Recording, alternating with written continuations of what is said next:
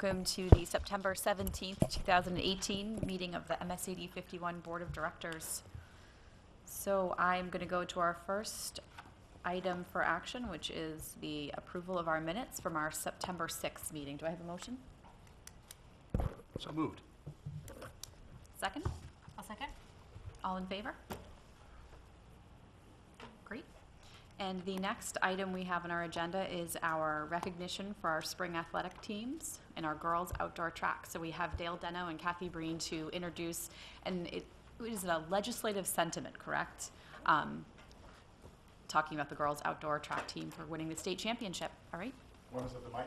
Yeah, sure. Thank you.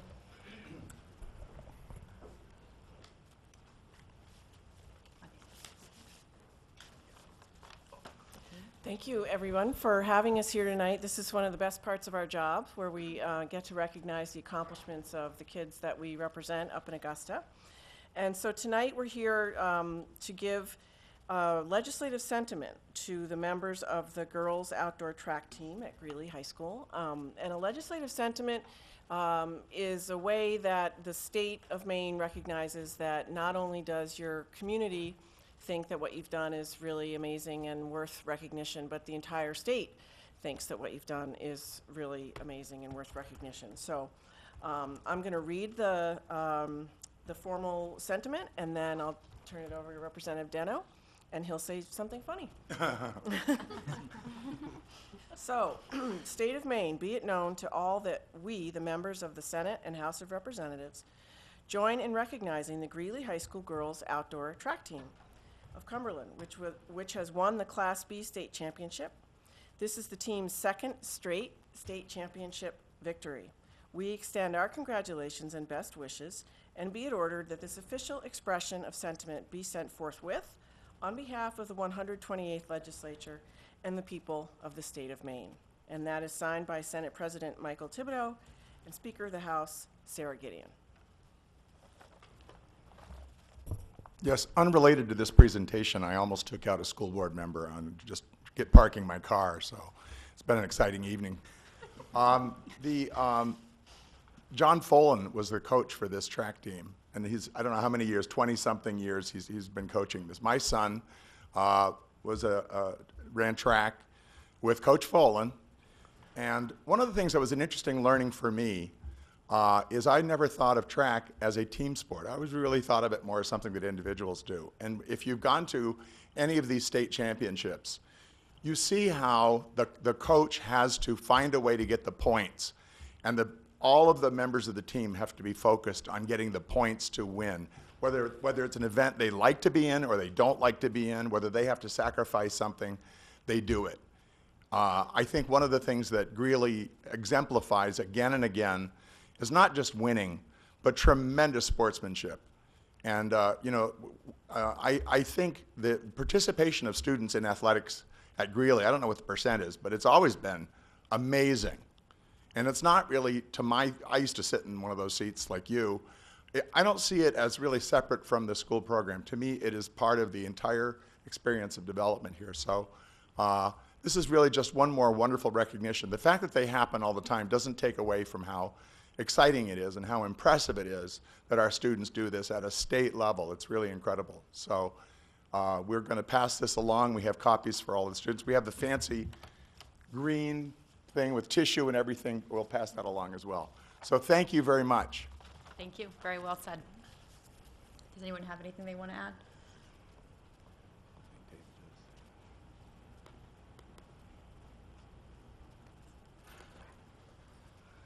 David, did you want to say something?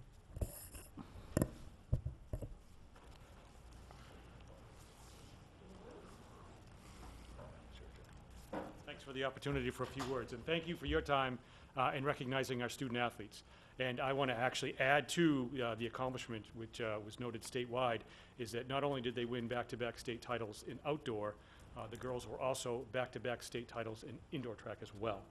Again, under the tutelage of Coach Folan and our other coaches as well.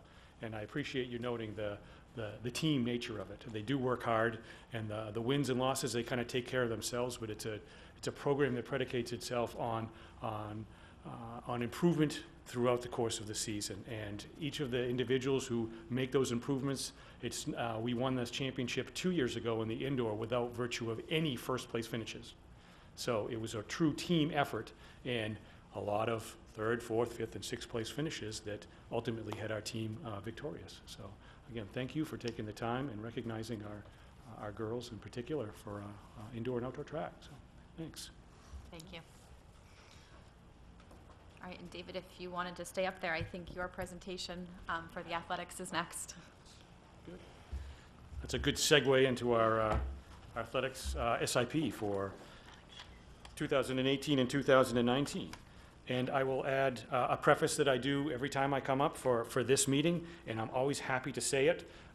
And actually Dale touched on the percentage of kids that participate, and at the high school alone, it still hovers around 70% of our students are student athletes.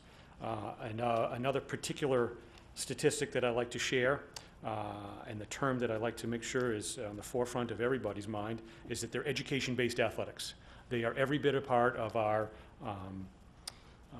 academic program as anything else we do. It's an elective course that they get to take, balls, footballs, whatever it may be, or running track, but it's an educational opportunity they avail themselves of. And there's a particular correlation between their athletic participation and their success in school. 85% of our honor roll is comprised of student athletes. That's pretty remarkable. And so there's a clear correlation between being actively engaged in athletic endeavors for our school and being able to perform very well in the classroom. So some very high achievers. The hard work ethic that we promote in athletics also carries over to what they do in the classroom, and that's really the important thing. That will carry them further than anything they do in the athletic endeavors. Unless they're really, really good, and sometimes that happens too. So I'm going to take you through my SIP for this current year. And what I always like to start with is our students. So our goals for our students first and foremost. And I have a piece on here about leadership. And I'm just going to go through, we have a timeline of responsibility, resources, evidence of progress. Some of those are really easy to define, and others a little more gray area. But first and foremost, we talk about our students, and that there's a leadership component and a leadership training. That is an ongoing endeavor. The responsibility for that lies on me, our coaches, and there are some things we do among our conference colleagues to also assist with leadership training. Annually, we go to the Western Maine Conference Leadership Summit. It's held out at St. Joe's, and there's a variety of activities that are all student-centered to help them be better teammates, to be better leaders, and to have an appreciation for what it means to be a good competitor in and among our league colleagues. So it's a fun day, too, that they go over there. Another piece about our students is the continuation of our Iron Ranger Award. That is an award that's granted to, or not granted to, they earn it, any of our student athletes who participate in 3 sports seasons. And we started to implement that a couple of years ago.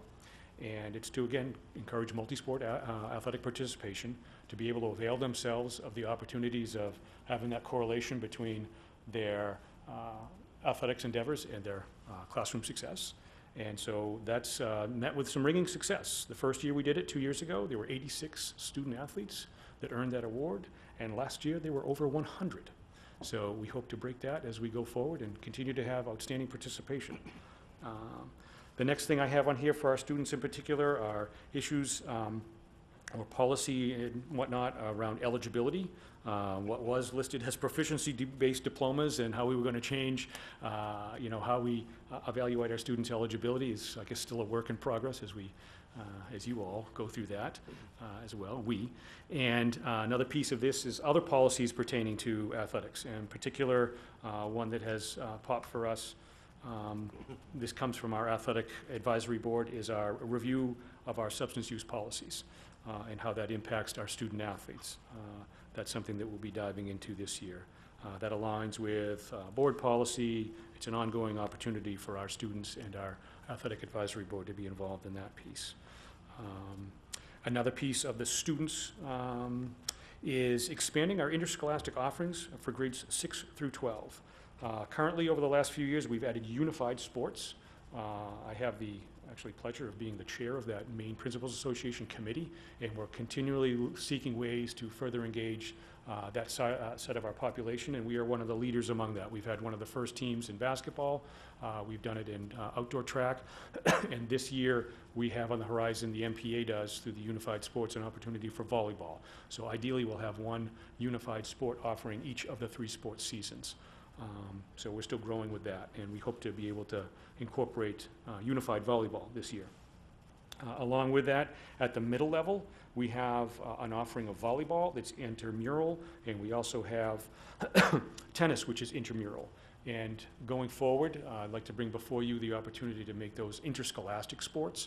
We do have some opportunities for competition among our local schools. The sports are growing, and like to make those interscholastic as well, so they can have some competition piece. The volleyball program continues to grow. We have 50 some odd girls at the high school level. We continue to have anywhere from 20 to 40 girls at the middle level over the last few years. I think we started it about 3 years ago, and it's really grown. I'd like to have that grow a little bit too.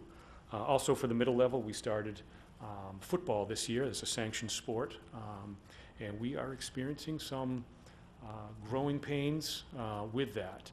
And it might not be so much growing pains, it's going in the other direction. We're shrinking. And it's not a Greeley issue, it's a statewide issue of football and fewer number of participants that we're having. And so that's why we combined with Yarmouth this year for the middle level. We have 3 8th graders. We have 10 seniors on our varsity team. We suit up 20. My math tells me that we are going to struggle next year to be able to field a football team. That being said, the MPA is in all likelihood going to offer 8-man football next year. And that is an option that we as a league are entertaining. The Maine Principals Association folks came and met with us as a league just last week, and we'll continue to investigate that. At the conclusion of this season, I hate to really talk about it in the midst of our season, but I want to make sure that our student athletes that want to play football will have an opportunity to do so, whether it's with Greeley on their jersey or some other fashion. But that's certainly something we'll be investigating in the future. Again, opportunities for our students are important to us. Other tidbits that we have for our students are about a strength and conditioning program. We continue that with what is now our new provider, which is the Maine Medical Partners. We run a summer conditioning program throughout. Our athletic training staff is on hand daily for our student athletes to be able to avail themselves of, and they're on site for our games as well. And we really want to do what we can to make sure our kids are safe and that they're healthy and that they can get back on the field if they get hurt as soon as possible. High school career is short, and we want to make sure they can make the most of it. So a strength and conditioning program and working with our athletic training staff is a big piece of what we do for our students. Some other things that we do for our students is we conduct annually our sports season surveys at the end of each season to get their feedback about what we can do to improve our programs, what's going really well. We have a survey. I also talk to students on the team as well as meet with the coaches afterwards as well. And oftentimes I ask them when they come to see me to give me their State of the Union address. Tell me a couple things that are going really well, a couple things that we really need to work on, and maybe a couple things that you have for, visions for your program. And that's one of the funnest parts of my job is to be able to sit and talk with our student athletes about, what they appreciate and what their goals are for our programs. So that happens at least 3 times a year. And one new thing we have under our student that I highlighted in particular, if you've been in the gym or you've been out to the athletic field, the varsity field, you will see a new banner. And on that banner it says, Greeley leads with respect to all. And that is the culmination of work of our athletic advisory board as well as the civil rights team. We've noted over the course of the last few years, not just Greeley, but kind of across the board, that the public discourse that we have is kind of translated into a little bit about what happens in the stands at athletic contests, and it's not always positive. And so this came organically from our students about what can we do differently. And with the Rangers leading the way, it was a great logo and a great, I think, catchphrase to really incorporate, let's be the leaders and being a bit more positive when it comes to being rooting on the Rangers, whether it's home or away. And it's something I think they've bought into. And I appreciate the efforts of them. So in the gym and on the field, and we'll also carry it with us too when we go to the family ice and whatnot to show how we hope to lead the way in being outstanding sportsmen, sportswomen as we go forward. Then I have a few other nitty-gritty things. In particular, we have some things about the facility that we will continue to work on. With the Facilities Committee, and it's part of our strategic plan, is to investigate being able to implement a synthetic playing surface out on our varsity field. That's something we'll continue to investigate. And that's a partnership among all of us here, whether it's the school board, the public and whatnot. That's something we'll continue to investigate. We'll continue to work with Twin Brooks and making sure that we have adequate access that still allows for a lot of passive use at that facility. We're very fortunate to have a beautiful facility like that to share with our teams from the middle school on up. So that's an important one.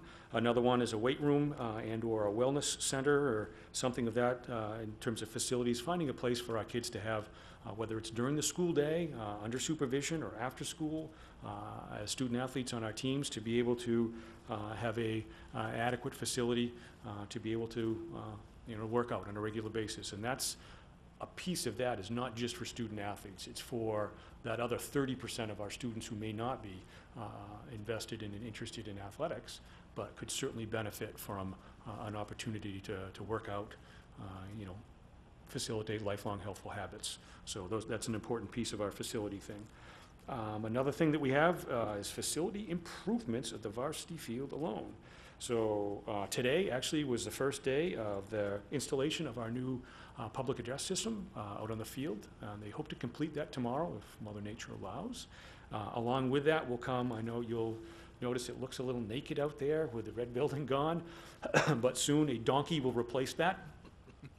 Yes, that should have a little explanation. So it's a portable press box, and that's what it's called, actually. It seats 6, it's fully enclosed, have our nice logo on it and a bench. We'll be able to work remotely for the different sports that need it. And actually, for the first time, field hockey, which has their own field, which is nice, but they'll actually have a press box that we can, because it's portable, we can roll it over there, and they'll have access to it. They would really like to have looking forward to having some music pregame, some announcements, the scores table and whatnot right there all under one roof on their field. So that'll be a nice bonus for our field hockey team as well. And the other things I have on here are items about our budget. Certainly we'd love to, going forward, fully fund our athletic programs. And by that, I mean that we, in part, pay for all the base needs of the program. And that's what we do in conjunction when I met with the boosters the very first day of school this year. And the question comes up, well, what does the district pay for, and what do the boosters need to do? And that's kind of always a never-changing kind of dynamic. And our mantra is that we, the district, will pay for the base needs of the programs. And that happens in most instances. We're very well supported here. The one place that we could perhaps expand that support from the district would be to pay for the head coach at every level. Some of the fundraising that our boosters are required to do is simply to pay for the first team coach. We have a handful of those teams, and sometimes it's for an assistant coach. But if the district were to pay for the head coach at every level, whether that's varsity, JV, or first team, 7th and 8th grade, all the way through, that would be a big benefit to our boosters and one less thing that they would have to do. So we say that the boosters are budget-based in their fundraising. Our coaches give us what they would like to have for the following school year. We tell them, hey, this is what you have, and if we're not meeting all the needs, here's what the boosters may go ahead and raise some money for. We hope to be clearer about that as we go forward.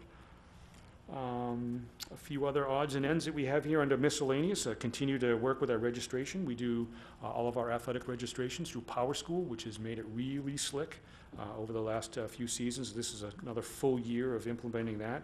The one thing we'll continue to investigate is if we continue to have a participation fee, that we'd be able to pay that online in some fashion. That's a question I'm asked repeatedly. Is there a way for us to do that? And if you come into my office in the beginning of any sports seasons, you two would want to find any way you could to take those hundreds and hundreds of checks off of our desks so that we could, and also make it easier for the parents when they're registering their children to be able to find an online payment option. Another thing I have under miscellaneous is continue with student engagement. I was approached this year. We are one of the only athletics Twitter accounts that is student run. When it's student run, sometimes it's successful, sometimes it's not, but this year's been off to a great start. I've had 4 or 5 students approach me about being able to have access to it and to be able to promote all of our various programs and to promote student interaction at the games. And so that, we're off to a great start with that. So I'm happy for them to be able to run with that a little bit. Another thing I have under miscellaneous is with our boosters, to continue to work with them to hone through our guidelines and responsibilities of those groups. We have a very active and very positive and very supportive booster organizations, and we want to continue to help them be able to do their jobs easier. And my mantra with them is I would really love for them to be able to just come and watch their child participate and not be a fundraising arm of MSAD 51. There are some things that we need to do, but the less they have to do that, the more they'll be able to enjoy their child's athletic experience. So we continue to work with them to help them find ways to do that. And one last thing I have under, actually 2, I'm sorry. Sports specialization is a kind of an issue that we've been dealing with over the past few years, and we hope to, either through Parent University or some other avenue, to be able to get some information more so geared to our middle level and younger about the benefits of multi-sport participation, and to be able to have some forums about that and be able to better educate our community about the opportunities that we have. And the last thing we have on here is it's continually an issue for us because we're right in the bubble. We're a big B, we're a small A in terms of our classification, and continue to investigate and find ways that have scheduling models that allow for us to, be the most competitive that we can be. No one likes to be on the side of a 10-0 score, either the one with 10 or the one with nothing. We generally have a very competitive schedule, but some of the members of our current Western Maine Conference, they don't have the good problem that we have. They don't have the growth that we do. And so we have to continue to find ways to make sure that we're having a competitive balance really across the board for all of our sports. And that is the gist of my report. And I'm certainly welcome any questions you have about anything under the realm of athletics. Thank you. Questions? No? And feel free, you can always find me, email, call, if something strikes your fancy after the fact. So I have a quick question. I know, was it last fall or the spring, we approved a new boating, sailing team? we've had that in place for a couple years now. Oh, has it been a couple of years? Yes, yep. Yep. I'm trying to gauge, like, how is the growth in athletics? I mean, steady, or is it growing, or is it like football, or a bit of both? It's fairly steady with, I would say, leaning towards a little bit of growth. Okay. Something like, adding sailing. Yeah. So maybe a few aren't doing X, but they're doing Y instead. Our participation continues to be strong. Great. Yeah. Anyone else? Thank you very much. Thank you very much. Sounds like we're off to a good start, and we had a tremendously successful year last year, so I think we'll repeat that again, I'm sure. I certainly hope so. Thank you. And our next item is, we're going to be hearing from Scott Poulin on the summer facilities work recap. Andy, get us set up here.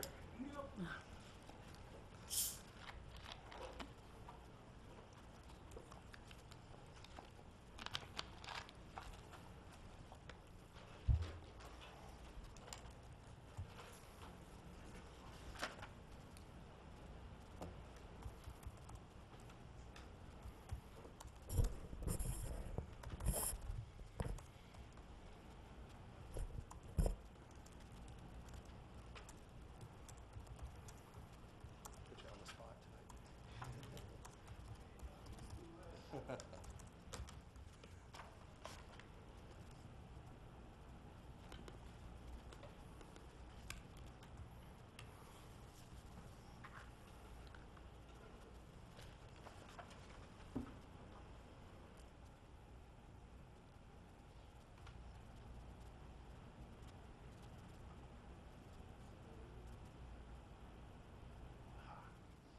Good job, thank you. You're welcome. Good. It's all set up to just hit the toggle. So, okay, so this is the annual presentation of what happened over the summer and all of the projects that took place in the district. And All of these projects are funded because the Finance Committee and the board over time have been very prudent in setting money aside into their capital reserve account over the years. So there's been the ability to build capital reserve from fund balances and our contingency, if it remains at the end of the year, to be able to deal with these types of things that come up, and our 5-year planned capital improvement plan, which you'll see parts of. So it's a very prudent fiscal management tool. It's used by both of our communities, Cumberland and North Yarmouth, establish their own capital reserve accounts. So we've been able to fund a series of projects, which you'll see in this presentation. So the first one that we have, and David alluded to it, is we had to take down the existing announcing booth, which was the red booth across from the big bleachers that are on one side of the field. And we had to take that down because it was falling off its piers. It had been built some time ago, and it didn't meet current codes. So what we did is we ended up building a athletic storage shed right on the edge of the track area, which now houses all of the pads that were normally left outside and athletic equipment to preserve and protect it. It also eliminated the lease on a portable structure that we had up against the back side of the high school. So this shed will pay for itself relatively quick, okay, by doing that. The other piece is by taking down the other shed, we also had some storage issues with that announcing booth coming down that we needed additional space. So this is also built, you can see a door on this end, but on the end facing the track, which you can't see, there's a set of double doors, barn-type doors, which slide, that allow the equipment to be brought in off the track into the building. So that was one of the pieces that we had taken care of this summer. At the Greeley Middle School, there was actually a custodial closet that was in pretty bad shape. We had a lot of mold in it, a lot of problems with it. Anytime you have a closet that has sheetrock versus vinyl wall, you end up with issues with that and just slop and stuff over time. So that's been redone. The athletic field house, this is another area which is the big red building that houses the booster's shack and also houses the current weight room. The back side of that, we repainted the Greeley Rangers white. The whole shack itself, the field house itself, has been repainted maroon. And also you'll see over on the other side where the window was, the sill that is right here, down in this area, was completely rotted out. So we ended up replacing that with a composite sill that will last in that area. There was a rock wall in front of Greeley Middle School, and many of you may have noticed this is the one in the loop in the front of Greeley Middle School. There was a series of rocks and mortar and things that had deteriorated over time since we built that building, and were continually falling out. So we had a lot of that wall redone and a lot of pieces brought back in, new rock. They chisel the rock, mortar it back in. So we made a lot of repairs to that rock wall. The also thing, the top of that wall gets a lot of activity on it, so it can tend to break off pieces from time to time. But we did some significant repair to that as well. The pool locker rooms. Several years ago, we did 2 of the locker rooms, and I'm thinking, Mike, you may remember that. So we did 2 locker rooms back then. We did another 2 in the year we're in, and as you can see, we redid the flooring. This is an epoxy coating on the floor, and then you can also see the 2 benches, which also have an epoxy coating on them. The benches were completely redone, and the interior of the pool locker rooms were completely repainted. So to get the old epoxy off the floor, and the way in which it was done during a low bid project, okay, it had to be hand ground and removed. And Northeast Test Consultants took care of that project for us the same way they did the last project. So now this is a bright and refreshing locker room, which is actually very attractive at this point. Many fence repairs across the district. As you can imagine, with the amount of traffic we have, people run into the fences, people are, throwing balls against them, whatever happens. So this is behind the high school and on the edge of the athletic field. That whole area of fencing has been replaced, along with the gate being repaired and replaced. So that whole area now, the whole fencing behind there is new. Retaining wall, which is, this is the area, if you were up by the field house and you were looking at the big overhead door that goes in where a lot of the maintenance equipment is kept, and you can walk down over the hill to get to the middle school from that area. This rock wall, or this block wall, had completely deteriorated to the point where we had to replace it. So you can see there the new wall that was put in place this summer. And it was all due to erosion and the wall failing. And, you know, that was another area that we had to take care of. You know, a lot of infrastructure in the district and a lot of small things that may not be recognizable in the beginning when you walk by, but you can see there's a lot of areas that we have to maintain over the course of the summer and the school year. Geiger Gym roof. So this was the complete roof on the Geiger Gym area. That's one of the areas where we had water infiltration coming in. It was one of the final roofs in the district which had been repaired a number of times. It wasn't done during the high school renovation project. So it was part of our 5-year capital plan. So we actually have done that roof this summer as well. And you can see the whole rubber membrane has been replaced. The back side of the central office. So there is an area out back, and you can see the roof section to the right, which has the gray siding on it, and then the post coming down and the gray siding along the bottom of the building. That whole area has a massive ice dam on it every winter, and it doesn't drain properly because of the pitch of the roof and the way it was designed. So we had all of that redone, the roof raised up slightly, and now it'll drain. We're also here to the left, you'll see there's kind of a wooden stake in the ground there. That's the drainage that runs out off the property. So rather than running towards the parking lot and down over the handicap ramp, we've now got it tied into the storm drainage, which will now shoot the water in a different direction. And that whole area, one of the problems we had is if the ice dams back up into the roof and they start to melt, then we end up getting water in our accounting department. A lot of technology, a lot of computers, a lot of district records, right? So that's an area that was important for us to fix. Gym floors in the buildings. We have, this is the high school gym floor that's been completely refinished. And the Greeley Middle School gym floor, you can see the new G in the center. There used to be a Mustang in the middle of that floor, and we are the Greeley Rangers, so we have changed that to a G. And thanks to Don Foster and Joanna Foster, they designed that. We're able to do it with an overhead or something, to that tune. I just know they did a great job on it and refinished that floor and put the G in the middle. The other thing is that we save a tremendous amount of money in this district because we have our own staff, Don Foster and several of our other facility staff. We refinish these floors ourselves. That's uncommon. Most districts hire that out, or most places will hire that out. We do it ourselves in-house. People are here late into the night and refinishing the floors. So, and they take a great deal of pride in that. So, and I think you can tell that we've got some pretty talented people working for us. Portable classrooms at Mabel I. Wilson School. Surprise.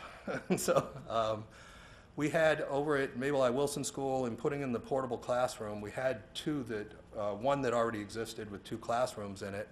We added another one, in July. We knew we had to add it, so the timing got pretty quick. And by August, we were able to get before the planning board. We were able to bring it on site, get it in place. But that whole project isn't like just bring it in and plug it into the wall. I mean, you've got utilities that you have to run, sewer, water, electricity, internet, intercom, phone. I mean, it's pretty intensive.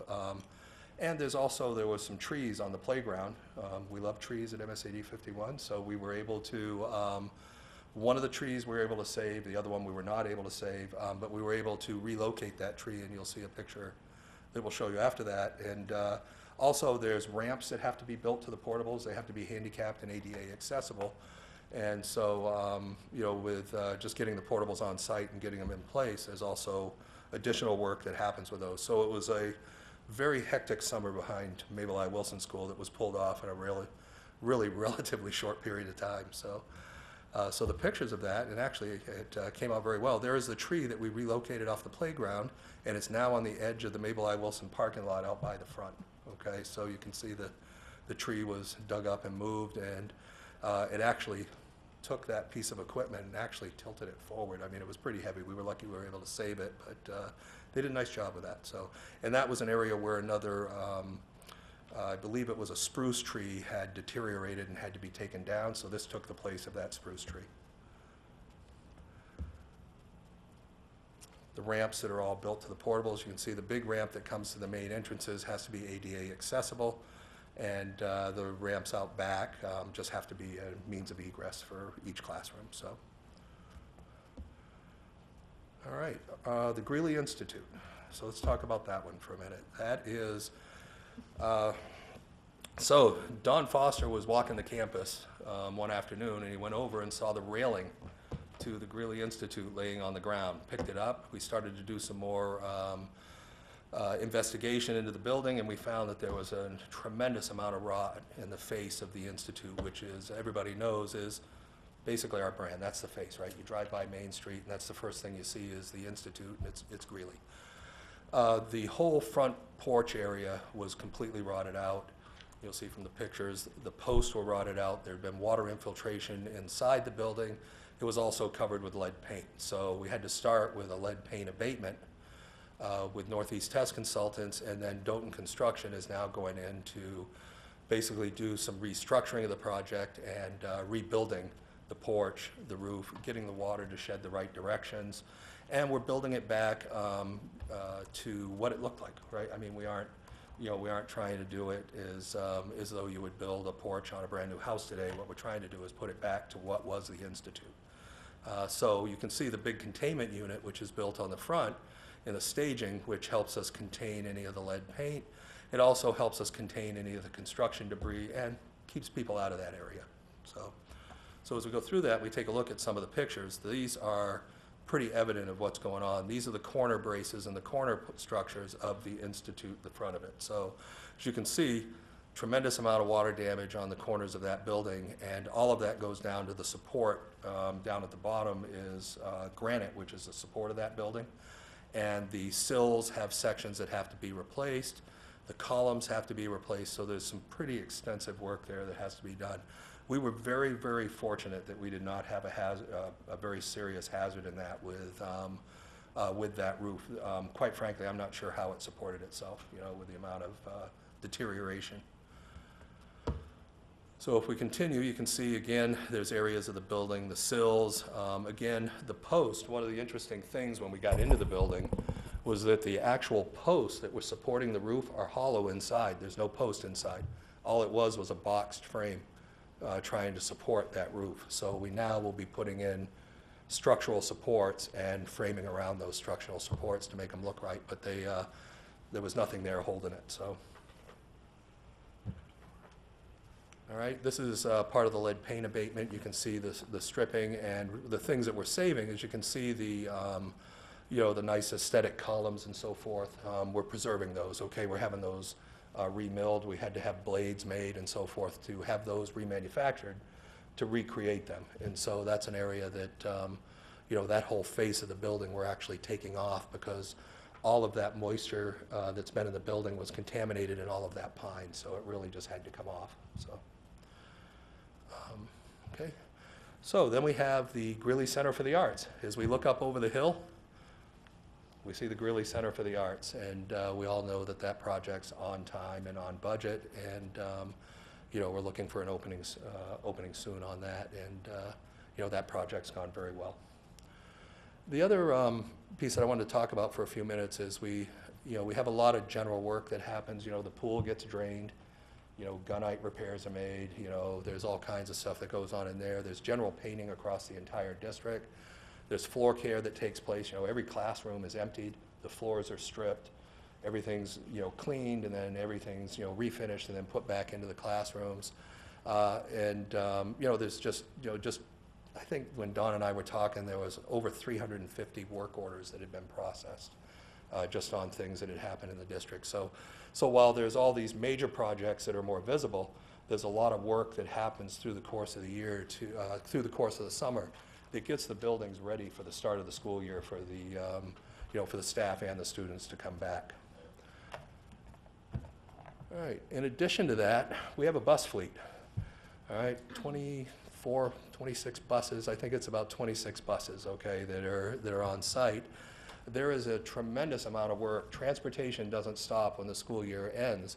There's bus route planning that has to take place for the start of the new school year, which takes all of the kindergarten students, putting them into the routing software and the routes, looking for efficiencies in the bus routes.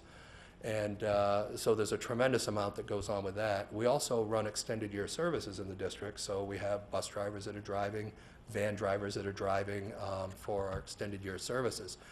And a tremendous amount of fleet repair that takes place, everything from brakes to cross members to transmissions to even just general service work that happens down to the bus garage. So I wanted to just mention that while, you know, there's kind of a focus on the facility side, there's also in transportation, there's a tremendous amount going on during the course of the summer. And in case you don't know them, that is Larry Lair, okay, and we have Rachel Swedenson and Phil Blake. They're our partners down in transportation, down to the bus garage, and they're the ones that do the yeoman work every day down there, so. And special thanks, Don Foster and facilities staff.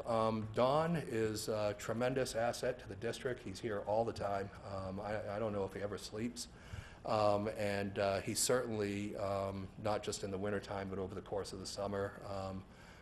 He's you know, phenomenal in the work he does over the course of the summer and during the school year. So a special thanks to him and his staff. Transportation you know, staff, Phil, Rachel, and Larry. Mike Doughton from Doughton's Construction. We hit them with a lot of these projects as we were hitting the ground running this summer and discovering them, and they've been very responsive to us, not only this summer, but past summers that we've had work going on. They've been very responsive. Steve Broadhead from Northeast Hess Consultants, he lives right here in the community, and he's always been responsive to us and the work we need done. Stephen Blatt Architects, of course, and Ledgewood Construction. So those are just some of the special thanks that we have. So that being said, I think that's it. So I don't know if anybody has any questions or anything they'd like to ask about summer facilities. Yes? I have a question about the institute. How does that affect what happens on the inside of the school? Are students engaging in that space? Fortunately, all there is inside is just the open porch area, and then there's a blocked off doorway that goes up into the art area. So it's an area that's, it might get a little noisy from time to time when we really get in there, but it's not an area that's really affecting students at this point or instruction. I'll go unless you want to. You go ahead. So many things, Scott. I just don't even know where to begin. It's probably like you in June. Yeah, thank you. You know, just as you were running down through all of these things, I think it's an amazing amount of work that you're able to do and your team is able to do in a short amount of time. And a few things really jumped out at me. Even, so when you talk about the value of capital reserve accounts, I think that anybody in either one of these communities can fully understand why that's important to plan thoughtfully for the future. But then you talk about some things that were like flyby comments, but the building of that shed as opposed to continuing to lease a facility for that, you're right, it pays for itself. Or looking at what Don and his team could do with those floors and the efficient use of money. I mean, 350 work orders is staggering for a small, really well-run team. So thanks for everything that you guys do. Great, thank you. I think, you know, we have a tremendous team, and, you know, none of this work could happen without them, so. Okay. Thank you. All set.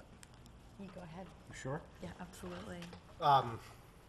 Just on behalf of the Facilities Committee, I wanted to extend my appreciation not only to everyone on that list, Don and his crew, and the amazing contractors, but also to Jeff and Scott, who put in a lot of time this summer making sure that these projects came together.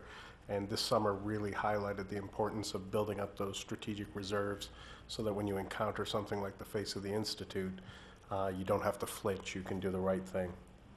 So, thank you. I enjoyed our walks this summer. Me too. All right, great.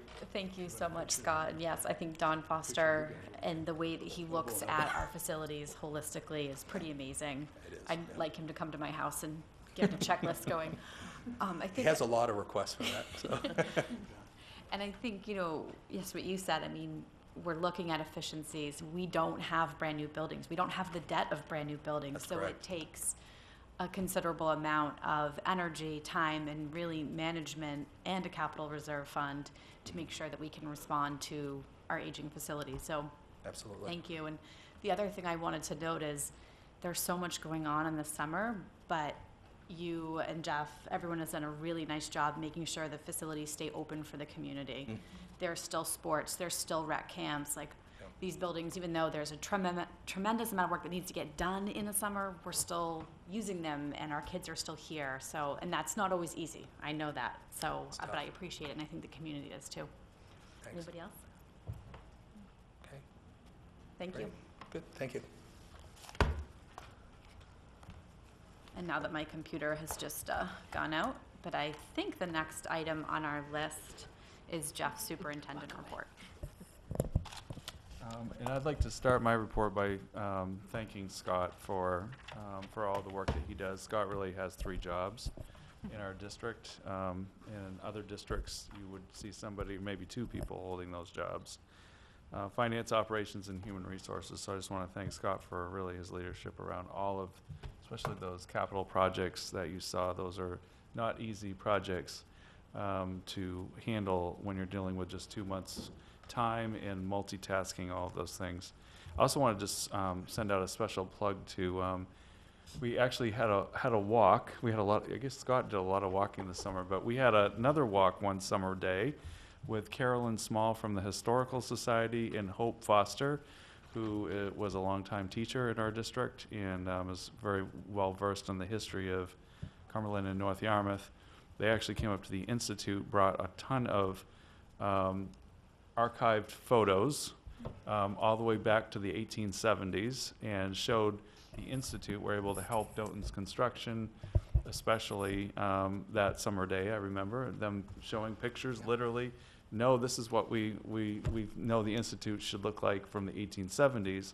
And of course, over the period of, almost, 100 and something years, 140 years, things changed, and there were alterations that were made to the Institute when it was first built in 1868. And so we know that things do change, but they actually had the actual photos to show this is what it should be reconstructed to do. So it was really kind of neat to see that community effort and historical, and I love history, so being able to look at those photos, I think I was under the shade looking at them, but just know that, a lot of thought and time and effort was put into not just, oh, let's get this done. And the reason that's why the Institute is still being done today, and it's going to take a couple more months probably before it's done, is because we're trying to respond to the history of that beautiful, beautiful building that everybody recognizes. So, Ripple Effect program at the middle school is something that we do every year, and it's really an amazing program, and I like to highlight it every year when it's completed. But all of our 7th grade students participate in this program, and it was another successful year. The weather was a little iffy this year. We had a little bit of rain here and there, but for the most part, I think the kids had a great experience. They came home a little dirty, a little tired, a little sweaty, and definitely full of life after that experience. So the students, they think of this as a camping adventure, going out in Cow Island and being part of this program, but it really is about instilling leadership abilities in each student. I've been out there in the past. I didn't go out this year, but students are involved in all kinds of programming that really helps them build teamwork, get to know each other, and also connect with the natural world. Kayaking is something I loved doing when I went out there myself. It's something the kids get to experience, things that they would not normally be able to do, climbing a wall or going across a zip line several hundred feet. It's just it's a neat way to stretch themselves. September is School Attendance Awareness Month. This is a national event, and we're really pushing school attendance in our district as well, making sure that even though our students tend to come to school and we have good attendance and students are academically focused in our district, there's still times in periods of the year. Obviously, if kids are not well, we don't want them to come to school. We don't want our staff to come to school if they're not feeling well. But other than that, we are really trying to push a campaign this year that being at school is extremely important, and you miss a couple days a month even, that can add up to about 10% of the school year that you're missing, and that's a huge amount of instruction and lost learning time. So one of the things that we're asking is that our families think about extended vacations and trying as much as they possibly can. We realize there's different variables there, but trying to line vacations up as much as possible with the school calendar. Congratulations to, we have several congratulations this evening. We have two Greeley High School students, Edmund Paquin and Luke Marsanskis, who are semifinalists in the 2019 National Merit Scholarship Program. So every year, we tend to have students who make this. This is a huge event in our district. We've also had presidential scholars. Just this past year we did. So this is part of that process that we go through. And once again, we have two students who are on their way. Also like to congratulate Kyle Sitters for mixed chorus, for being named an all-national student musician. He's one of only 550 students from 49 states and territories who will be performing in Orlando in November this fall. So congratulations to Kyle.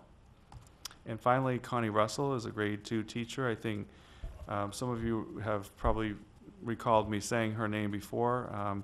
She continues to be in the State Teacher of the Year program. There were 300 nominations at the beginning of the season a few months ago, and the state has now whittled that down to just 3 teachers that they are now looking at. And today there was a visiting team that visited Mabel Wilson School, visited the classroom, got tour from the kids at Mabel Wilson School, just asking about Ms. Russell and her accomplishments. So we are rooting for Connie as a great spokesperson, and hopefully, whether she goes on to become main teacher of the year or not, we are very proud of her and everything she is representing for our district. And just a quick reminder, now that school is back in session, it has been for about 3 weeks, just reminding all of the people who access our campus in the morning and afternoon who are driving that we have a 10-mile-per-hour campus zone. So just want to remind everyone of that. And we've actually been doing a lot of things in the strategic plan already, even though it's been 3 weeks of school. We have jump-started some of our wellness groups. We have 6 of them that are just about to start up or already have started up. And we have a literacy audit that we had a huge leadership group that met all day on Friday with a consultant to talk about what can we do to strengthen our already very good literacy program, but make it even better. And I am putting the finishing touches on a calendar ad hoc group. We'll have 3 teachers, 3 parents, 2 board members, and 3 administrators who will be serving on this calendar group, hopefully starting mid to late October will be the first meeting. And we'll continue going until we finish making recommendations that will eventually come back to the board of directors for a review. So that is, I believe that's my report tonight. Thank you. And our next item is public comment. Pretty empty room, so I will move on to committee reports. I know committees probably just got their feet under them and maybe planned their first meeting, but if anyone wants to share, I'll just kind of go down, and maybe even just the first meeting date or when you're planning to think about meeting would be fine. I know for the Greeley Center for the Arts, our meeting for today had to get moved to October 1st, but we're planning opening ceremony things, which I don't know about, so I can't share anything or get people excited, but I'm sure it'll be great, and it'll be a way for the community to be in the building and Great. see what's what. And the communication committee is still forming, and I To be think, determined. yeah, that's all I know right now. Great. Mike, Sarah, anything?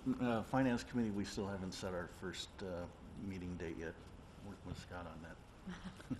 Talking to you in the morning. All right, Mike. Facilities has not yet met for this academic year. However, our first meeting is scheduled for October 3rd at 8:15. All are welcome. Kevin? So we're in a difficult position of following the legendary Kate Perrin in policy. So endeavoring to do that, we met last week I met last week with Jeff and Fran and took a look at the existing policies that they're recommending review over and then looking to prioritize those. They're predictably, they're right on top of things. Our first meeting is scheduled for October 1st. It is going to be here at 5:45. Great, thank you. Neither of, so let's see, curriculum, Sally and I are meeting tomorrow to just regroup on last year's stuff and to set meetings for the following, try and set a standing meeting so that we can keep it the same each month. And then environmental stewardship, juggling a lot of schedules, but looking like a Wednesday works for everybody, so we're working on that for the next couple weeks. Great. So I think, do you have anything, Ann? Wellness met last Tuesday, and we kind of did a rundown of everything from last year. Our next full committee meeting is in November, and mental health is scheduled. Don't have the date in front of me. Oh, October 8th. Great. That wellness committee, they hit the ground running. That's impressive. Student updates. We'll start with you, Madeline, and then Tara, if you have anything to add, obviously we'd love to hear from you too. So not much to report. We're getting back in the swing of things. We've had a positive start to the year, and I think the attitude is upbeat and positive. And we did have a fire drill on Friday, so Great. we'll report that. I'd agree. I don't really have anything to add. That about sums it up. Great. All right, so we will now move on for our items, or any communications. I think we're good. So items for action. So this is the annual approval of the MSAD 51 Emergency Management Plan. And Jeff, do you want to introduce it? Sure. So we have a safety committee, and Mike Simmons was on the committee last year, and Mike Brown is joining us this year as the representative from the board on our safety committee. We have the police chief, we have the fire chief who sit on it. We have several administrators. We have Scott, myself, Dawn Foster, and Kirk Mazuzin, who's our school resource officer, and I know I'm missing, Joe Guile from the Teachers Association also sits on it. And I'm probably forgetting somebody. But anyway, we have a great committee. That committee has started meeting last year. And one of the functions of this group is to review our emergency management plan and to make recommendations and changes to that. We actually have a meeting this week. We have 2 meetings in the next 2 weeks. I think we've tried to front load those meetings at the beginning of the year. But one of the tasks amongst many is to make sure that we have a sound emergency management protocol and plan. And what you have in your packet is just a summary. Obviously, we can't provide as a public document the details of the emergency plan that we have in place. Any board member is welcome to come to the office and read that plan if you'd like to. It is not accessible to members of the public as a whole, though, because it does have a lot of sensitive information in there about our planning. But just know that we do have a plan. We have a group that monitors that plan. And we're just asking you tonight, the state does require annually an approval of the plan, or at least the idea that we have one, and that we have a group that oversees that plan. That's basically what you're approving tonight. And on October 5th, I should mention that the entire staff of our district, it's a professional learning day. We do not have students in session that day. But our entire staff will be involved in a 2-hour drill that will be directed by our safety committee or planned by our safety committee. And so the police department, the fire department will be participating. Our entire transportation department will be participating as well, because we will physically be moving our staff as if we had students on our campus in a full evacuation of the campus. We wanted to do that, obviously, without students, at least this first time. This will be a first ever drill of this nature. So we do have a great group of people that are overseeing this, a lot of energy, a lot of ideas. And so tonight we're just asking that you approve the concept that we do have a plan, we do have a group that oversees that. And if you are interested in reading that plan as a board member, you have that ability to come in the office, and Fran will make sure you have a copy to read. And I mean, I might recommend, I think reading it made me feel like things are thought about, and they're thought about well, and that everything, little thing has been thought about and identified in this plan, and I would encourage the board members, if they're interested, to ask Fran and read it for themselves. All right, so do I have a motion to approve the emergency management plan for this year? I propose a motion to approve the MSAD 51 Emergency Management Plan. Second? Second? All in favor?